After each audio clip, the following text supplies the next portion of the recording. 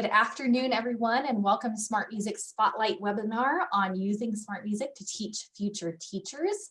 My name is Michaela Graham, Senior Event Specialist for Make Music, and I'll be running everything in the background for our session today. Before we get started, I would like to give you all just a couple of housekeeping notes. If you have any questions for our presenter throughout the session, please feel free to drop it in the Q&A box. We will not be answering questions from the chat box, and we will have time for a Q&A at the end of today's presentation. So make sure you put any of those questions directly into that Q&A box. At the very end of the session, we will also share a link to the certificate of attendance for this webinar. Please note that certificate of attendance will only be available for live attendees and not for the replay. Without further ado, I would like to introduce the presenter for our session today.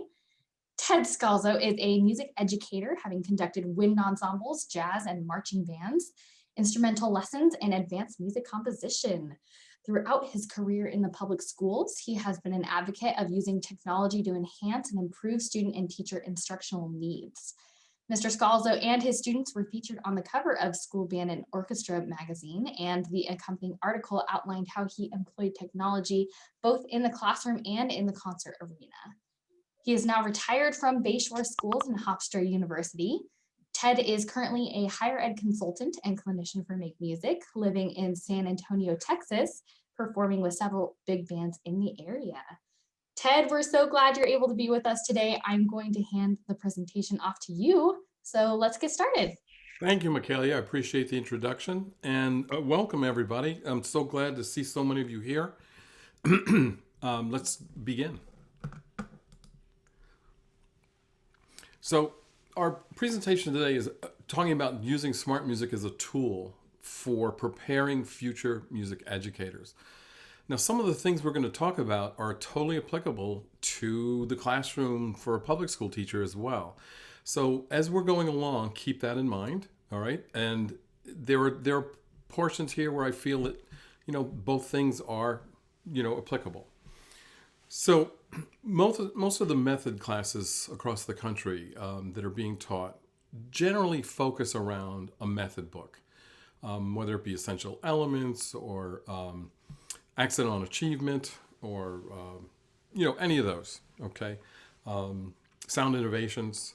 So what generally happens is in those classes, we train our students to learn the instruments and use the voice that they don't normally work with to prepare to become teachers. And one of the great things about SmartMusic is you don't have to use one of those methods. There's 179 as of yesterday. So it breaks down a barrier in my estimation. Instead of learning about one methodology, I have access to all of them so that when I do become a future teacher, I will have that awareness. I will have worked on my technical skills as that future teacher. I'll have improved those skills, be able to teach those instruments and voice better, and be totally aware of all of my tools that are out there. And then, of course, if you're a school teacher and you have SmartMusic as your tool, you're now well prepared to use that tool and its resources in the most educational manner for your students. And then the other part of this is technology in general. And it's a result of the pandemic we've been forced into. Technology's definitely been pushed to the front of the classroom. But we need to discuss what it's good at, okay, and how do we use it, okay? And then the other topic that needs to be talked about here is differentiation, not only for our future music educators in terms of training them, but for them training their students. Excuse me. And how do we model that differentiation by the way we create assignments in these method classes for all of our students? And connecting all three.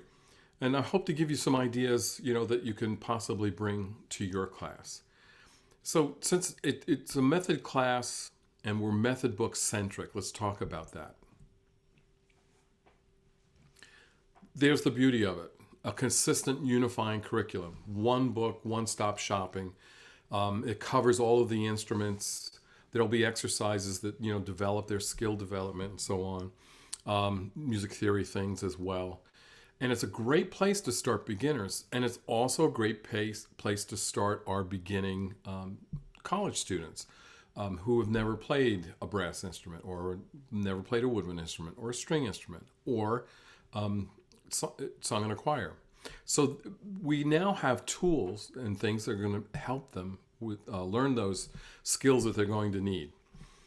Here's an example of a method book and what it presents. And also it's one of the great things about SmartMusic because it does give you the notes, it does give you the fingerings for the instruments. Those are all present in all of the applications for all the method books. So a great resource already.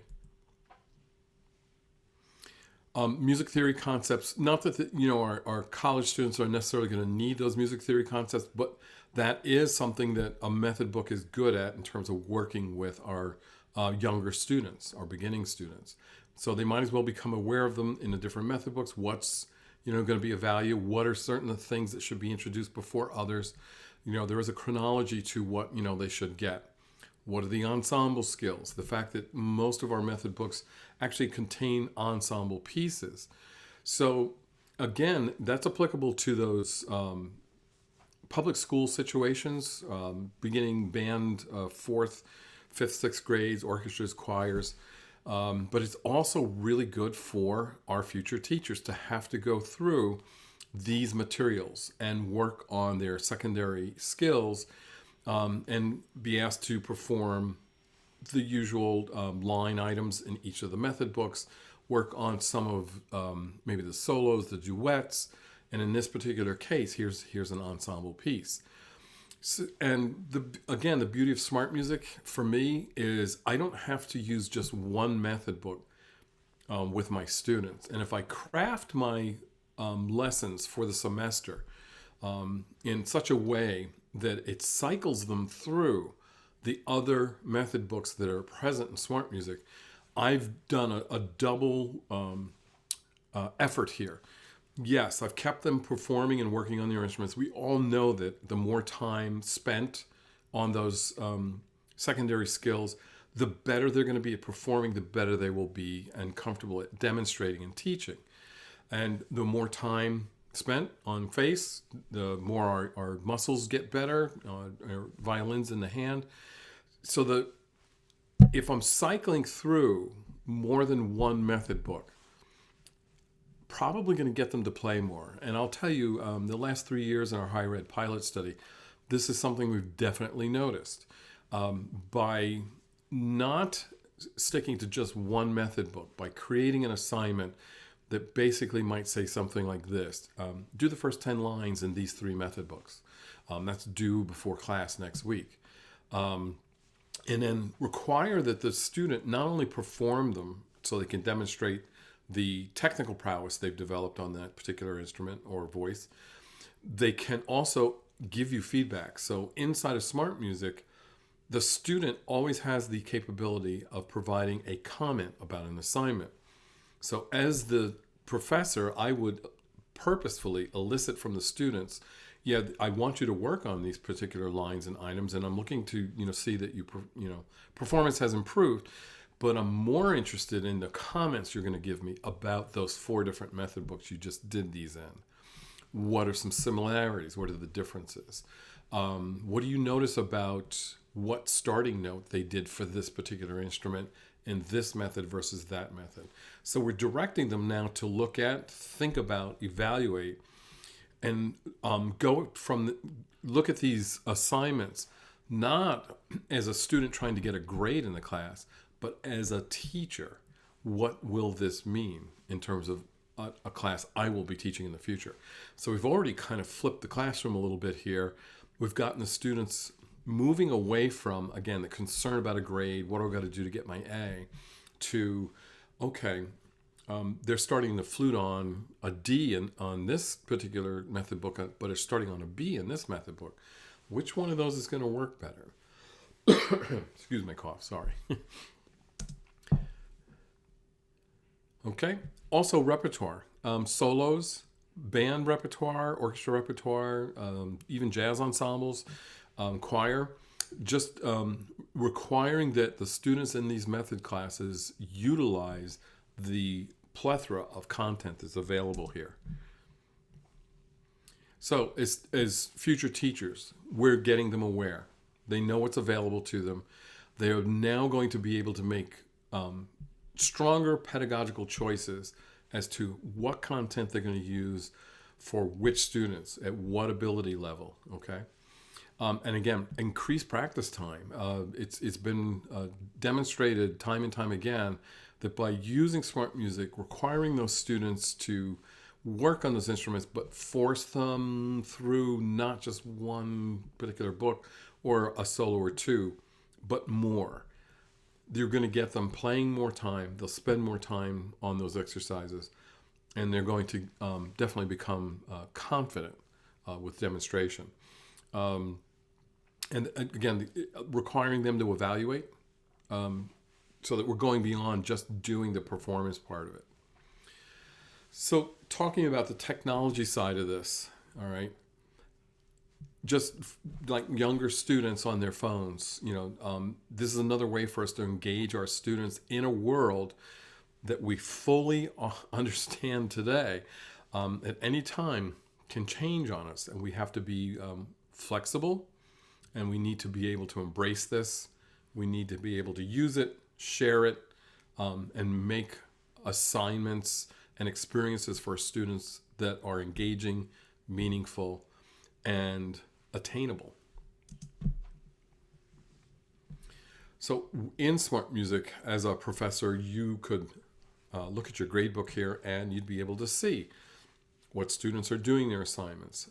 Some that are not, this is an opportunity for you to reach out to them. I noticed, you haven't been able to complete a couple of assignments, everything okay. If it's in red, something's wrong. If it's green, that's good.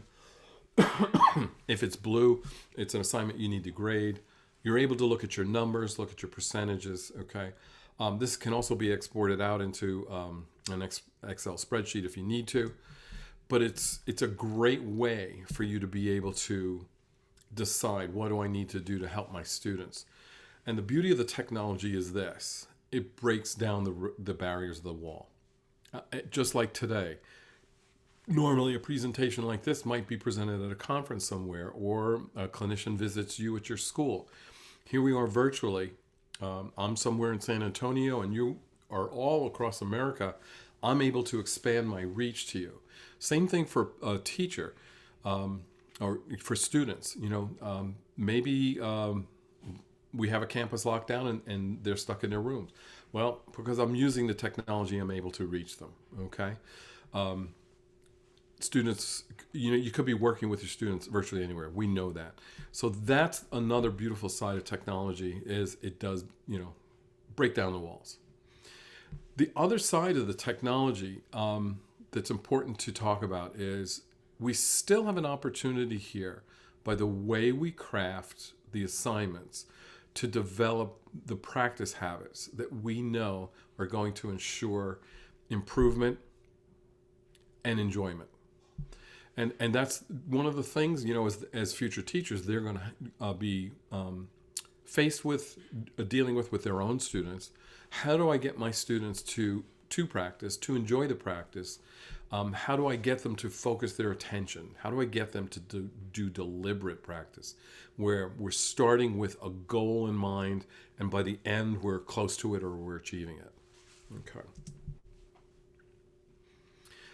Method book series. Again, there's tons of method books in here. I focused right now on sound innovations, and I have a couple of reasons for doing it. Number one, it's extremely comprehensible. There are beginning series, for all of the groups, band, orchestra. There's also ensemble books, as you can see depicted here, beginning, intermediate, advanced. They've gone through the process too of color coding, so you can know what's what. But the reason I'm excited about sound innovations in the future educator classroom is it's twofold. First of all, a lot of time and effort went into developing these books. Their common sense approach, a lot of research went into what works, what doesn't, right down to layout. How does it look? How much information on a page? What is an appropriate accompaniment at this age level for this student to be working with? But the thing about sound innovations that excites me the most, it's not in SmartMusic. And I do want to mention this because as a retired college professor, if I were in the classroom today, it would be required viewing that all of my students would have to have access to Sound Innovations SI online. Their online series is a great resource for them to look at, to learn from, and then to also go back to and refer to once they leave us and get their first jobs. The material that's in SI Online, several videos, several audio files, PDFs that go beyond the method book. Some of the things are aimed at specifically the student, okay? Some of the things that are there are actually for the teacher in terms of, here are some ideas of how to use this. But the depth of the material that's there is comprehensive. So if I want to talk about a beginning flute, up will come a video. There'll be someone there sitting showing how to put a flute together. It might go, the next series will be how to produce those first tones. What is the embouchure? What's the hand position? All of that resource is online and available to students and to teachers. On the back of the books are codes. And if you reach out to Alfred, I'm sure they'll, for a methods class, they would make available SI Online. I'm not 100% positive about that, but I think that, they would. If not, look on the back of your books and give them a code and let them go there and look at those resources. For me, they'd be required viewing, and I would tie them in with my beginning lessons that I would be using Sound Innovations for. Again, now, I don't mean to focus on one method book because that's not my mantra here. I want you to look at all of them. I want you to use all of them. But this particular one, really, yeah, there it is. We have it right in here. Thank you, Michaela. I appreciate that. That is a resource that all of your students should have, okay? Your future teachers, this should be, if I were in charge of a college music program, this will be required viewing for everyone who's looking to be a future music educator, without a doubt. So the method books, like we just discovered here, are not just for the beginning, but they do evolve into large groups, some small group stuff. They're all going to provide the fingerings you need. Inside of SmartMusic, anything that comes up on screen, fingerings are there. And in addition to that, there's also all the alternate fingerings are there. So you're teaching that bassoon class, and they're able to see the 4 alternate fingerings for E flat. That's huge. I had to use those fingerings on a daily basis. So, we're providing them, again, a great, rich resource. It's going to improve them as future educators. There's additional materials in there, whether it be the solos, okay, whether it be some small ensemble stuff that's in there as well that you could assign. There's some really great basic stuff. The entire Canadian Brass Library is in there. It's a great resource for everything, not just for brass players. There's some flex arrangements in there where you could be working on a flute part or a clarinet part or a violin part. Again, looking at the richness of the resources in there and demonstrating by your assignment flexibility and the value of breaking the labels, looking beyond what its category has been put in. How can I use this? Another great resource in there, and this is huge, is the entire Suzuki library is in there. So if you're a beginning instrumentalist, those books are of value. Those great folk songs with the piano accompaniments are wonderful. And in particular, if you look at the 3 international editions of Violin 1, 2, and 3, that's a huge resource that I would use with public school students. I would use them with my college method students as well, and talk to them about how can you take this book that's kind of aimed at a violin and have your students access it? What are some ways that you could make some lesson plans that would tap into that resource? Because the recordings are exquisite. They are wonderful gems of musical performance. The fact that it's a soloist, the fact it's a beautiful violin sound, these great songs, wonderful, clear accompaniment. It's a great way to introduce your students to what it means to sound musical. All of the performance pieces are great, but they're pieces with layers of a lot of instruments. Here's a way to simplify and focus. So take a look at those, listen to those. Those are wonderful gems. And again, I would have my brass method kids listen to it. If you're playing trumpet, don't look at the notation. Just try to play a couple of notes of, or first 4 bars from ear, and try to phrase it like she's phrasing it. That kind of thing. Okay? So that's what I mean by additional materials. The other thing too is with SmartMusic, let's say you like to teach clarinet going over the break a specific way. You have your own set of exercises. So if you've got those in a notation program like Finale or Sibelius or anything that exports XML, in SmartMusic we have composed, you would be able to import it in there, send it out to your students for an assignment, ask them to do it. Also ask them to do something in the comments box. What do you think about? Was this a nice way to approach going over the break on your clarinet? Do you have any suggestions? What age do you think this would be appropriate? Where do you what month do you think you're going to be in teaching? So on. And of course, all the etudes as well. Okay, we talked about it. Beginning literature.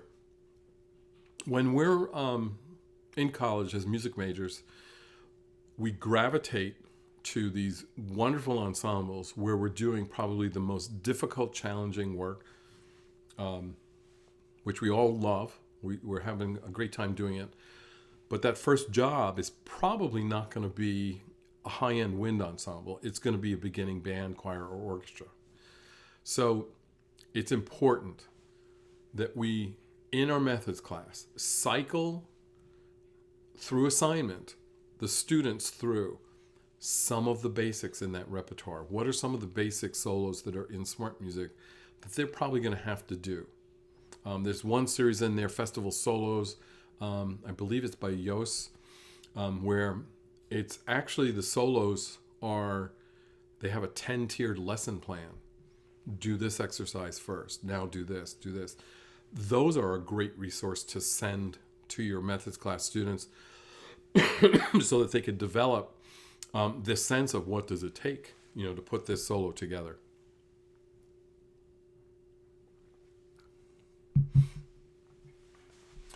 So somebody in the chat box just said they prefer to test students themselves. I agree, because I want to see them. But exactly what you just said, this is a way to elicit practice at home so that when they're coming to you, you can talk and listen to their specific needs as you see them, or visit them online. But, point taken, and I fully agree. Talking again about building that beginning repertoire. Assign portions of a piece. Don't give them a whole piece. Because they've got other classes. Their time is definitely taxed, especially as music majors. So what you could do is, if you look at these beginning pieces, some of them have what we call predefined assignments. And those predefined assignments are generally the more challenging portions of the work. And why I like to use predefined assignments is, yes, it saves me time because I don't have to write up the whole curricular. It's done for me. But what I use it for is kind of a challenge assignment. Yes, I'm challenging them in terms of developing their performance skills, but I'm also going to challenge them intellectually as to, when you read this predefined assignment, was the syntax appropriate for 4th grade? Was the syntax more middle school? Was it more appropriate for high school? So in other words, let's start talking about language and what our students are going to be able to understand. Did you think that everything was explained clearly? would you rewrite this lesson a different way? So now we're getting them to think like teachers. They're doing the assignment. They're getting the benefit of playing. But now we're also asking them to self-evaluate or evaluate the lesson itself. So in a way, they're kind of grading your lesson. But that's great.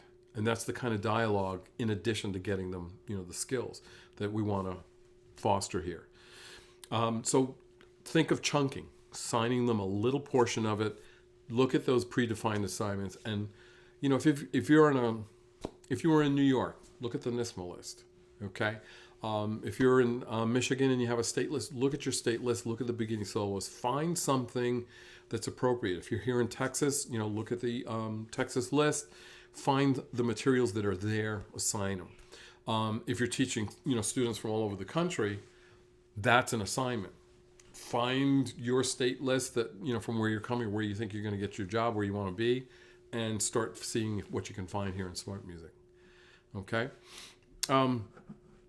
The other part of this too, in terms of getting skill development on these instruments, you still want to discuss rhythm, articulation, dynamics, and balance, and what that's going to mean teaching in an ensemble.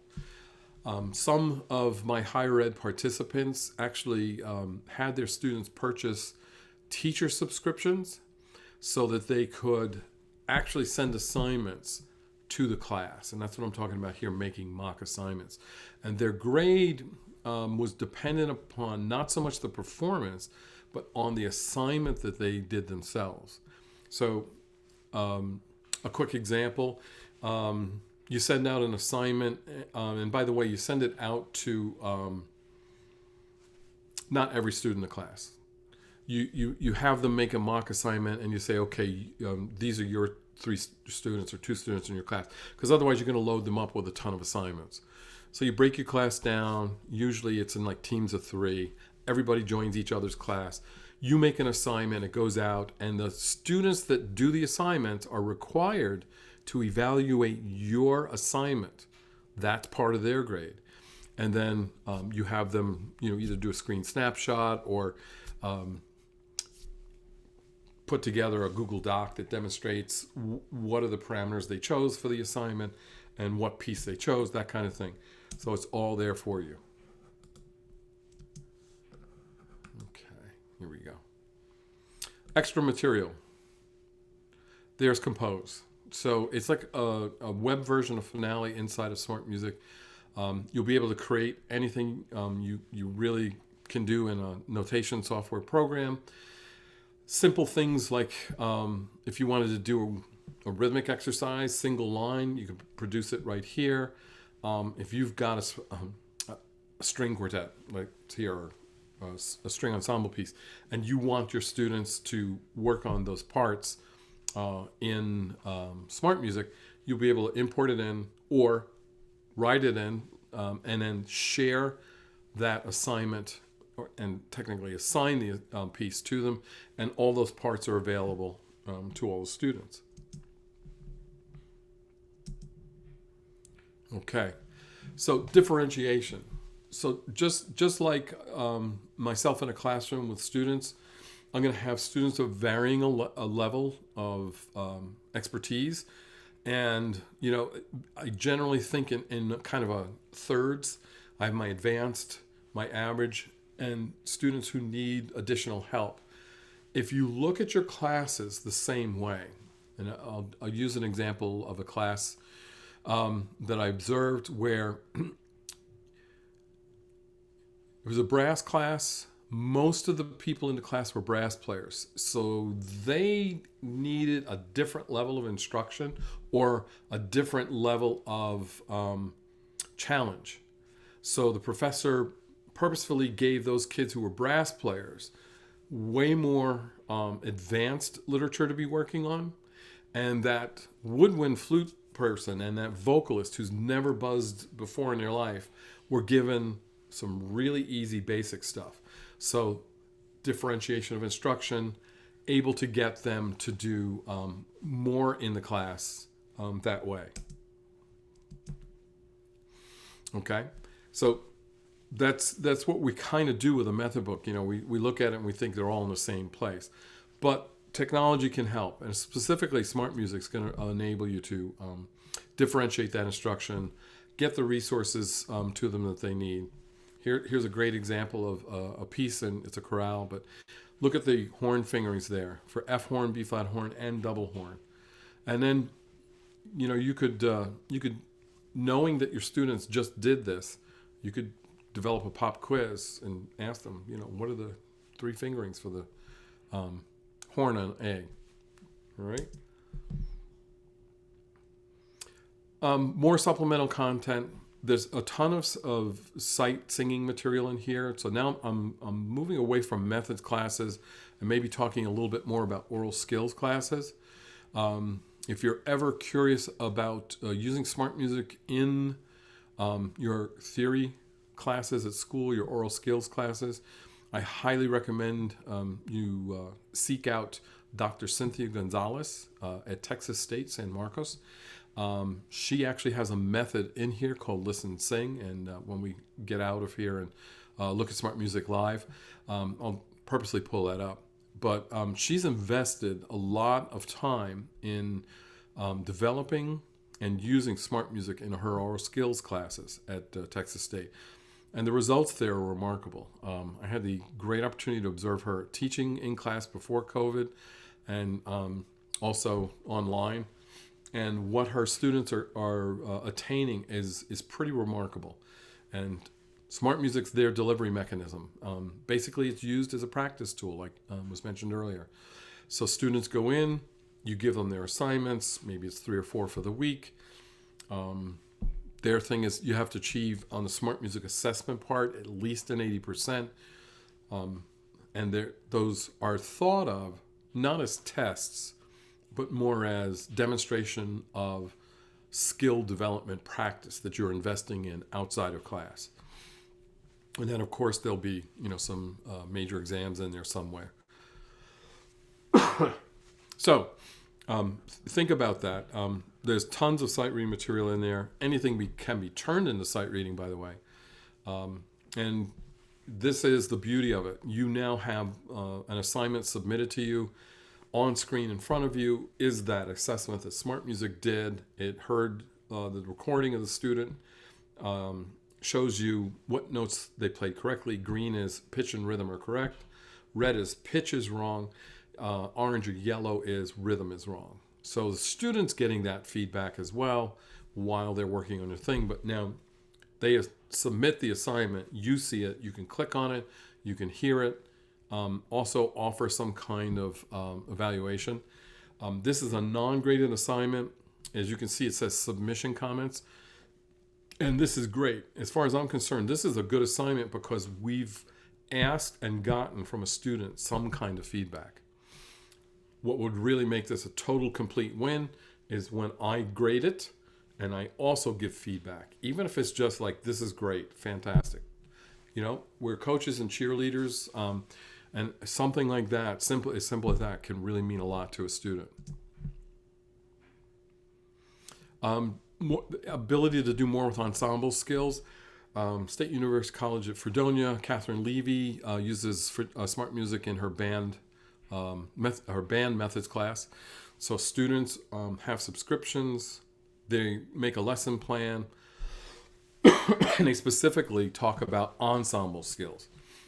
So important, materials to be working on. So again, you got students in the class. Maybe it's a brass class and you got the lead trumpet player from the college jazz band in your group. Give him some more material. Actually, maybe he'll teach the class, or she. Solos, again, that they likely will deal with. And don't be afraid of looking at some of the pop material that's in SmartMusic too, because as educators, when they leave us and they go to teach in the public schools, those are some things that they will probably want to do with their students as well. The latest soundtrack, of Wonder Woman. Okay, here it is. Here's the accompaniment. And now the students, that can be a reward piece that they get to work on. Well, let's let them in the methods classes do a couple of those things too, and talk about what would be an appropriate lesson plan for this kind of thing. Okay, building assessment skills, listening back to their own recordings. That's probably the most important thing we ask anybody who's using SmartMusic to do. It's that ability to go back, self-evaluate. How did it sound? Pitch, rhythm, articulations, dynamics, blend, balance, all of the above. And the other tool that's in there, I didn't talk about it yet, but looping. SmartMusic will allow you to create a loop in any section of a piece, any piece of the notation. And that's a great way to assign a difficult passage. So instead of having them do the whole thing, give them those 2 bars, loop it, and just say, as soon as you think you've got this under control, submit and I'll listen to it, that kind of thing. Okay? Research assignments. Have them research the repertoire and have them look at it in SmartMusic. Okay? And then building engagement, right? Shoot for the Goldilocks where it's not too hard, it's not too easy, right? That's important as well, public school. And keep a close eye on the progress. All right, listen to the assignments. The one thing I haven't said enough today so far, the research that we did the last 3 years, having several universities participate where professors were using SmartMusic in the classroom. The number one constant for success was this. If a professor modeled what they wanted the students to do in SmartMusic, the success ratio was way higher. Okay, the professors who said, yeah, you have SmartMusic subscriptions, I sent some assignments, just do them and send them back. If you're not showing, if you're not using it in your classroom, if it's not up on the screen, if you're live, or if it's not present in your Zoom presentation, they're not understanding, they're not seeing, you're not pulling them through the process. So model, model, model. If you want them to be successful, demonstrate how to use the technology. Show them the resource that's in there. Talk about searching, looking for materials. Have them do those kinds of assignments.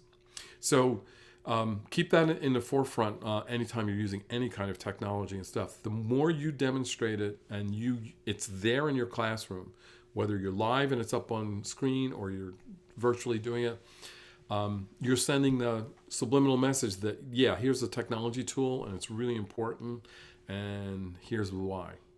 Okay. What should we work on?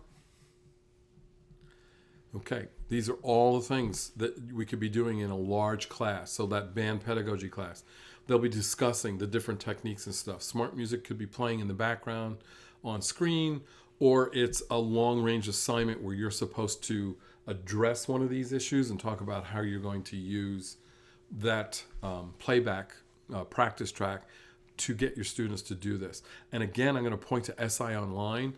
These are all addressed. Live demonstrations of ensembles on those kinds of techniques. Okay, very valuable for all of you to share with your students. Okay, every instrument, every voice has all kinds of specific technical challenges to them. I just mentioned 3 of them there. So take your SmartMusic assignments, take those method books, and make sure that you're addressing those kinds of things and making the students think about it, all right? So back to music theory and oral skills, I already mentioned Cynthia Gonzalez, and listen, sing is the method, okay? Build your own material using Compose. There's also a tool in here called Sight Reading Builder.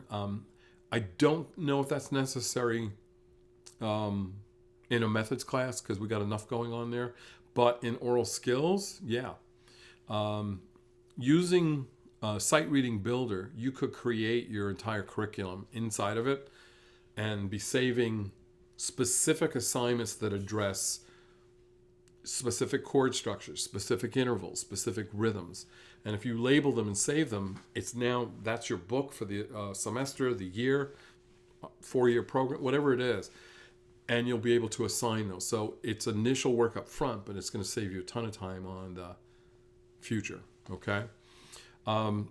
Another class, methods class, the final exam in that class was students had to compose for other members of the class specific pieces for their methods class. And then I can share with you now, Dr. Gonzalez is actually doing harmonic dictation exercises and assignments through SmartMusic now, this way.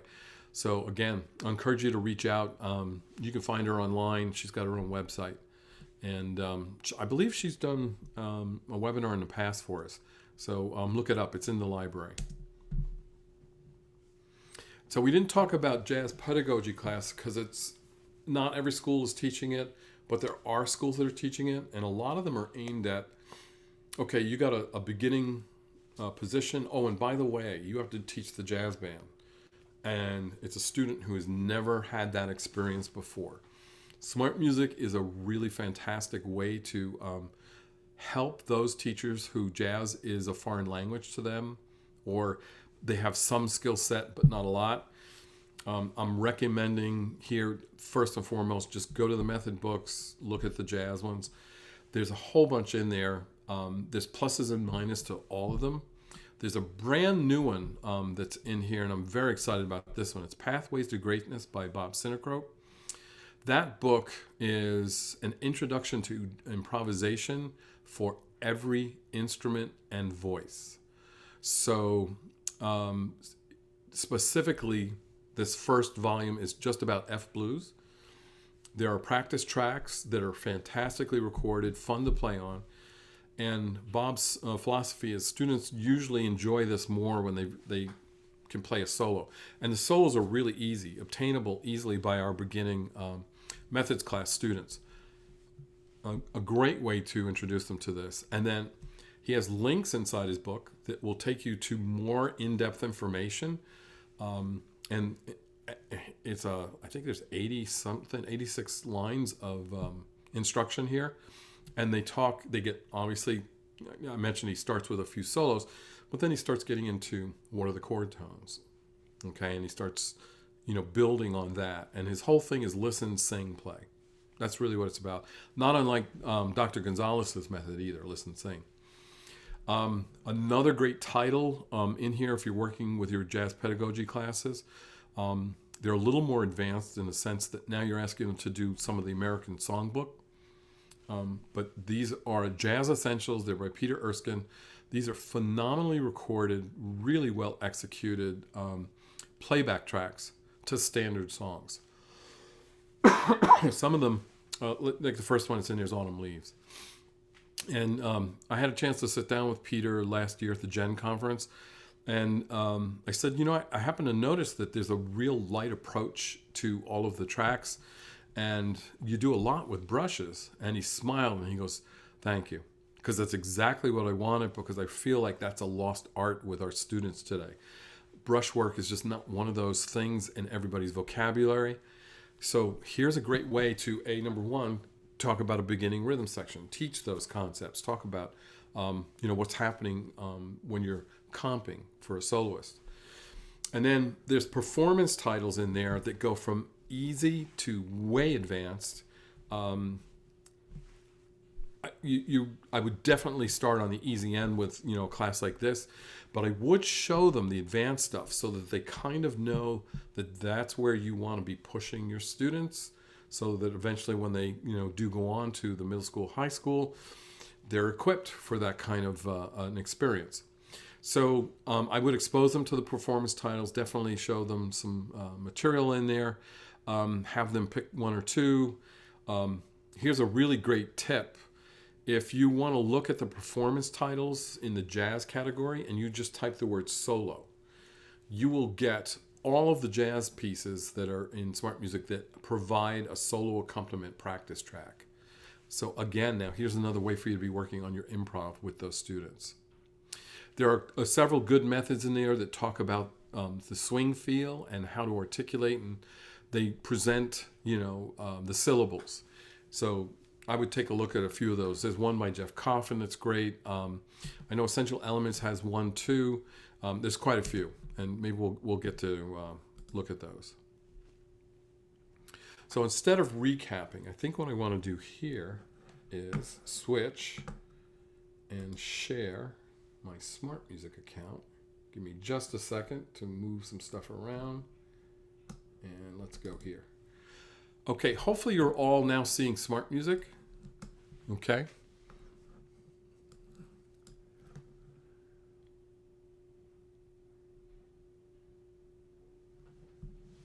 Okay, we had some comments in the chat there. Okay, I'm gonna just move ahead. So, flex ensemble arrangements, that's something we should be exposing our students in the method classes to. It's a great way for you to be working on, again, their skills, but introducing them to those flexible arrangement things, specifically in the pandemic kind of situation we're in now. Because now that we've opened this door and we've done this, I'm sure in the future there's going to be times where we'll be asked to do something similar. Maybe not for a whole year, but you understand. So I would definitely investigate that. And while a marquee is scrolling, there's some great stuff here for you to explore. So, there's some soundtracks, a little bit of marching band material. All right. Some fun things that you can do. I know we're getting close to running out of time. I just want to talk about, so for a methods class, so I want to work on long tones. I want my beginning students to work on their sound. Here is something that we created in SmartMusic, and we hand it out to the students, and we say, this is meant to be a warm-up for you to work on your sound. And I'm going to ask you, I sign it at the beginning of the semester, and they talk about warm-ups, and you should be doing this every day. And you can hear it's very easy, okay? And we're just presenting this stuff. Right away now, there's a whole different feel. We got a groove going on here. This is not your typical warm-up. And it's the kind of thing that kids are loving right now. So you're able to work on your sound, you're still working on the skills, but here's a new set. So I send this assignment, I'm going to just drop the volume a little bit out. I send this assignment out to my class, Tuesday's class, and I tell them I want you to work on this between Tuesday and Wednesday, because I'm going to see you Thursday. So they do the assignment, and I say, okay, the assignment says submit. So I'm going to listen to their tone, come into class on Thursday and say, wow, really great job. You're totally getting it. I'm hearing your embouchures are getting stronger. Now what I want you to do is, here's what I would do with a public school student. After a couple of weeks of this, I would say to them, okay, I want you to play those notes, and I want you to purposefully take the note and move it up a half step, and have them do the assignment for a little while that way. And then take the assignment, move it down a half step. And in the comments box, tell me what that felt like. What did you hear? Okay, next week. Now I want you to move each note to a chord tone in the scale. What does that feel like? What does that sound like? Then the next time you tell them, okay, don't look at the screen. I just want you to make up your own part and submit it to me. We've taken one assignment, a basic that we need our students to do on an everyday basis, and keep regenerating it with another task for them to work on. So it's a great way to get more bang for your buck, so to speak. Okay, so that's lo-fi. We have other stuff in another one in here is called Attack of the Drones. That one's all about a cinematic feel. I would expose my methods kids to this because number one, it's going to work on the things I just was talking about. Number two, it's exposing them to this kind of material that they will probably want to use with their students. And then that quick example I just gave everybody about how to take the one assignment and make it give me volumes of results going further. Okay, so that's a couple ideas. Notice, by the way, these are my favorites, so that's something you can do in SmartMusic too. Stuff you use a lot, you're able to put it on here. Here's a jazz band piece. Probably for your jazz band, if you're advanced group, fine. If it's a band pedagogy class, jazz band pedagogy, probably a little advanced, okay? But the cool thing about these things is you're listening to a recording, and the recording is not of a high school group or these are the pros in LA. This is the Gordon Goodwin Big Band.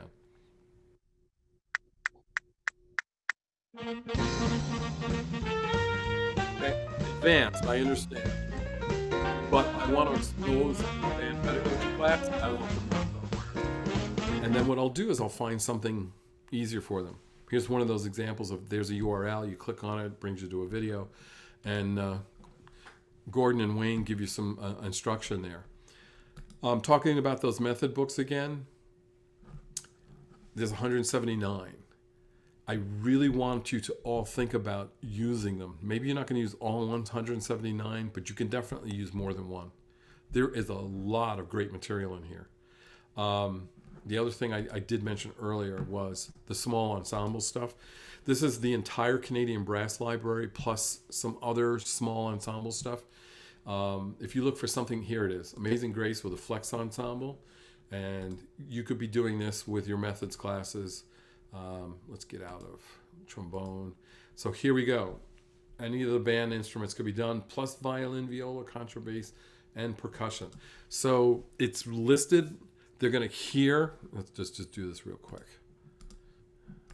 So they're going to hear the Canadian Brass performance, which is great because number one, professional recording, they sound wonderful. And there's a clarity here because we're only dealing with 5. And now we're learning how to tune to brass as well. Okay? So if I'm a string player and I'm going to eventually be playing in my symphony orchestra, here's a great exercise now where you learn how to take your string instrument and make it fit with the brass. Okay? I know they want to go the other way, but that would be nice. So I think we're coming close to, we got about 10 minutes left. There's more I can definitely show you. As a matter of fact, let's talk about the predefined assignment real quick. So here's another, this is an issue. We have 5,662 band pieces to look at here, and jazz ensemble, and string orchestra, and full orchestra. That's a lot. How do you find the stuff that you maybe want to use with those students? So let's go to difficulty level. Let's go to an easy category. Already we've reduced it quite a bit. Let's look at stuff for string orchestra. Okay. And here's a whole bunch of stuff. It's the Pepper catalog ratings. Let's see, what do we want to do here? Okay, Old Lang Syne, since the New Year's coming. We're going to open this. You send it out to your string methods class, and they get a chance to perform. Okay? Okay, so maybe that's a little too hard, so maybe I got to look a little less challenging. That's easy. But again, we're hearing a string ensemble, all right? So some other suggestions, again, I think I mentioned it earlier. Break your class up. Make them perform as a string quartet. Okay? There's all the parts, right? Okay, so we could be working with them that way as well. Okay. Michaela, do we want to open it up for some do we have questions? Oh, we have a whole bunch of questions. Are you ready? Yeah, we better go because otherwise I'll talk forever. I'm sorry. There's so much that we can cover. This was already so helpful. Thank you so much, Ted. I'm just going to start reading off some questions and we'll get to as many as we can before we end. Before I do that, though, I just want to send a couple of links into the chat. We have that certificate of attendance for today's session. The PDF to that just went to the chat, and then also the survey for today's session. If you guys can tell us how we did and what you want to see from us for webinars in the future, that would be super helpful. Anything that would be helpful to you guys that you want to see in the future, drop that into the survey. That would be great. So for questions, I'm just gonna start going and rapid fire. Let's go. Maybe leave your screen sharing on in case you need to show something in SmartMusic. How does SmartMusic affect student growth, and how do you track student growth in SmartMusic? That's an awesome question. Gradebook, that's the bottom line. So let me just show you. I'm gonna click on, hopefully I got some stuff in there. So this is a small class, so it's great for demonstration purposes. So I've assigned pieces, right? These are the grades the student achieved. I need to go, actually I did grade them, and that's their accomplishment. And you can see there's some red things that they didn't do yet. I need to go, send some emails to those students. So that's how it's tracking their progress. When you open a lesson assignment up, let's listen to this young man. So here's the assignment, and notice there's a rubric here, and I didn't even talk about rubrics because that could be a whole nother topic. But this is the power. The way you sculpt the lessons with rubrics is incredible for your students. And as professors teaching future teachers, what you do there, what you design there, should be models for what they're supposed to be doing. And so it's the circle. You're demonstrating it, and you're asking them to do it, and then you ask them to talk about it down here, way in the bottom. Okay, so there was quite a bit of stuff that we wanted the student to do, and I got feedback here, and I got feedback here. So this is the way, and now I can go click and listen to it.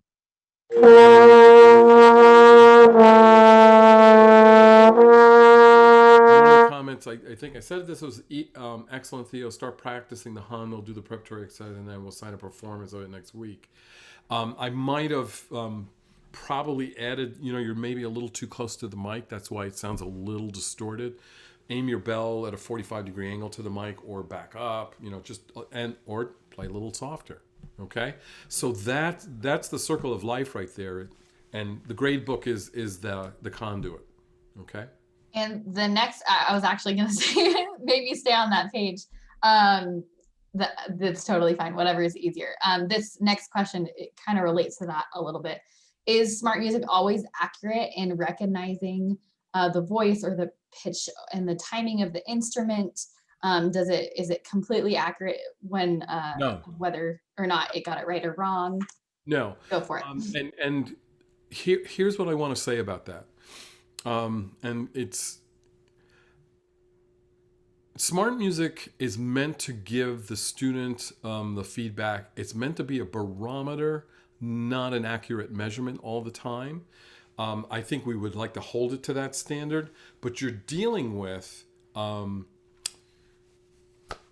kinds of different devices, different rooms, different instruments. Those things come into play. What we have to teach our students is to, number one, go back and listen. If SmartMusic marked you wrong, listen to it carefully, and maybe you were a little sharp or flat, and go back and check it. Bring up the tuner. I didn't even talk about the tuner as one of the tools, but so the answer to that question is no. It's not ever 100% accurate. There are days that it is, there are days that it's not. It depends on how many tabs I have open, what kind of a RAM do I have on my device, what is my device. There are too many variables, okay? Even the classic SmartMusic was not perfect. Especially, and somebody's just mentioning percussionists. Yeah, it's really hard for a microphone to listen to sound and impose it on an algorithm, because there's so many other factors involved here. So a great example too is a cello. If you get a cello in a room and it's tiny and those overtones start ringing, it's going to hear all kinds of crazy stuff. So we have to teach the students, it's a barometer, it's a snapshot, it's meant to give you some guidance. I will always be checking and listening for it. So that was a really good question. And that's a whole nother, we could do in the webinar on how to achieve the best assessment. Quickly to Joe, for percussionists, we've done a lot of work on that. I do find a rubber pad is better, not close to the mic, okay? Earbuds, so that SmartMusic's not recording the accompaniment. That's where most people get the bad scores, because they're playing through speakers and trying to do a performance, and SmartMusic's going, well, I hear you, but I hear this, and Okay. Hope that answered that question. I think that was super helpful. And also, SmartMusic isn't there to replace the teacher as well. I mean, the teacher needs to be there and listen, and also the rubric and all of that. Yes. You showed so well was super helpful. So thank you. Another really good question from Gregory. What type of questions should directors ask themselves about their students in selecting the correct method book? Okay. Some method books, the accompaniment. Think about the accompaniment. Is that something you think your students are going to work well with, enjoy? Do you have a class where you're being told that the students have a challenge, and you have to try to reduce the amount of information that they're receiving. So find an accompaniment that's not busy, or send the assignment out without, those kinds of things. What are the starting notes? What's your philosophy? Do you want to start flute on a D? Or do you want to start on a B? Do you think the clarinet should be on C or should it be on G? Those are the kind of things. And what I would do is I would never impose my final decision on those things, because my students that I had might not be the same group of students you're going to have. But what I would do is I would teach them, here are the things to think about. Here are the books. Let's go in and do some of these. And here's another tip about method book assignment.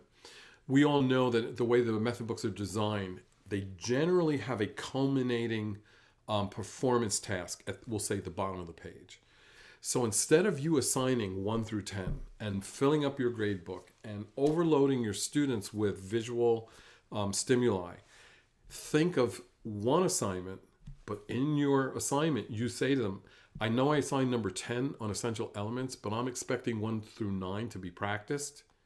I will know if they're being practiced because number 1, I can go back to analytics and look. And 2, I can tell by the way you're playing if you did, exercises 1 through 9, and we're going to spot check in class or whatever. But now you've got one assignment.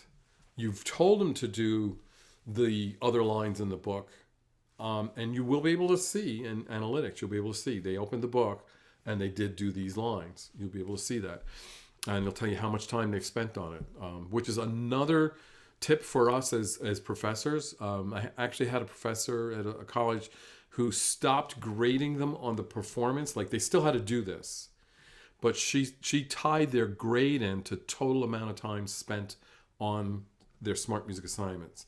So they got a grade for an A was worth 90 minutes worth of performance time with SmartMusic this week.